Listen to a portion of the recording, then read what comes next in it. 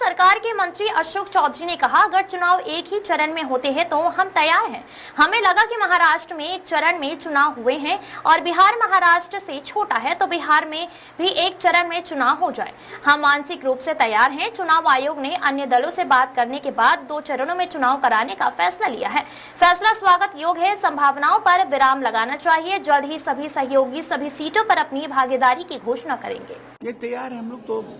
हम तो अकेले मतलब एक पे भी हम तैयार थे। मतलब अगर एक चरण में भी चुनाव होता तो उसके लिए भी हम लोग तैयार थे, क्योंकि हम लोगों का एक्सपेक्टेशन था कि महाराष्ट्र में एक चरण में हुआ है तो बिहार तो महाराष्ट्र से छोटा है, तो अगर बिहार में भी एक चरण में हो जाए तो हम लोग तो मेंटली प्रिपेयर्ड हैं।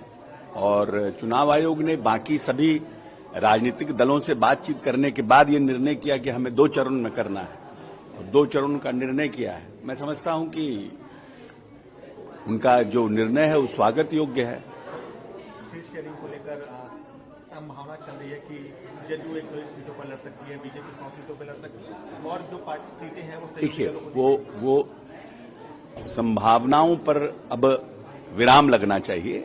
कुछ दिन का इंतजार करिए। हम समझते हैं कि जल्दी ही सभी सीटें और सभी पार्टनर हमारे पांचों साथ मिलकर इसकी घोषणा करेंगे। लालू प्रसाद यादव ने ट्वीट किया है 6 और 11 अब बुजुर्ग हो गए, अब छोड़िए ना, कितना लालू जी पर हम लोगों से बुलवाइए। अब इस चुनाव में उनको नमस्ते है।